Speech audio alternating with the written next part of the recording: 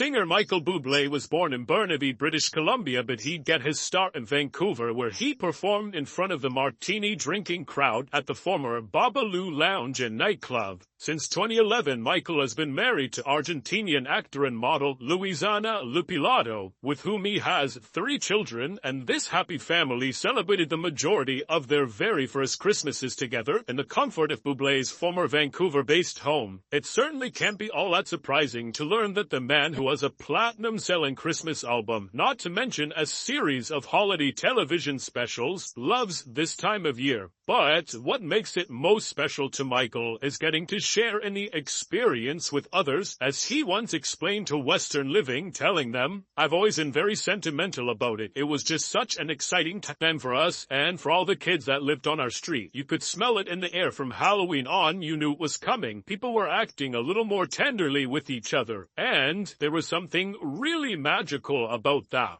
In these videos, we don't reveal any addresses, and even though I've done a house tour of my own place, please do not show up at any private residences because it's not safe for anyone. In 2007, Michael bought his first home in West Vancouver for $4.5 million, and he'd use it for the next decade as his home base, always returning each and every December to be as close to his family as he possibly could. Not to mention, he would decorate his home in a stunning holiday fashion. Of course, ever since his wife joined him on his journey, Michael's home also served as a gathering space for her Argentinian family as well, which means traditions often had to be merged. For his Spanish side, Michael would turn his downstairs basement into a nightclub with a disco ball and a DJ. Meanwhile, upstairs, he kept things a little bit simpler for his own family, who liked to belt out Christmas tunes with a piano, microphone, and amp. But no matter what was going on or where, everyone ultimately ended up doing the same thing, as Michael explained to Western Living. "We drink way too much and eat way too much, and we all sing Christmas carols." With all that going on every holiday season, thank goodness Michael's home boasted 5 bedrooms, 5 bathrooms, and more than 7,100 square feet, because they needed every inch of that space. In terms of the amenities, Michael's home included a gourmet kitchen, a home theater, music room, and a wine cellar on the property's bottom floor. But the only good look we ever got of the interior of this place comes from a holiday-themed photoshoot that Michael participated in a few years ago with the folks over at Style at Home. That's where we got a taste of the home's elegant black, white, and gold palette, with the type of sophisticated charm that totally suits Michael's vocal style. For instance, just above the tray table in the home's hallway hung a piece from Michael's artwork collection, a collage of broken records that was created by his brother-in-law. Michael takes major pride in his art collection, some of which includes a cartoon by Jan Arden and a painting by Tony Bennett, but his favorite piece is a photograph of Chet Baker by William Claxton that hung in a place of honor above the fireplace in his living room. And when it came time to wrap gifts, Michael always personalized them with a band of sheet music secured by a satin bow before nestling the presents in a bowl of ornaments to add a little bit of holiday flair. Then there's the food. With an extended Italian family and an Argentinian wife, you just know we're talking a wide range, from traditional turkey and mashed potatoes to risotto and empanadas, alongside a whole bunch of sugar-coated treats. But it's the little details that always matter the most. Whether it's white peonies arranged in a dome shape to look like a bowl of white snowballs, or black linens paired with gold-toned flatware and gold-edged dishware, it's clear that Michael and his family never spared any expense when it came to getting into the holiday spirit. After celebrating many heartfelt holidays here in 2019, Michael and his family decided to leave their longtime Vancouver home behind. It seems that they were constructing a massive new home in Michael's original hometown of Burnaby, so why don't we head on over there next? In the late 2010s, Michael Bublé bought 2 abandoned properties and turned them into one gigantic house that's so big, it reportedly has its very own underground hockey rink. No, seriously. In 2016, Bublé let that little tidbit slip next to Kelly Ripa. But that wouldn't be the only time that this house would make the news. During its lengthy period of construction, the nearby neighbors often complained that the fence surrounding the compound was built too high. Fortunately, once the entire process was completed, Michael's new neighbors all appeared to forgive and forget. In fact, if anything, they were happy to have the town's prodigal son back in the fold, with one neighbor telling the Vancouver Sun he could have gone anywhere in the world. The fact that he has a home here in Burnaby, where he grew up, is really great.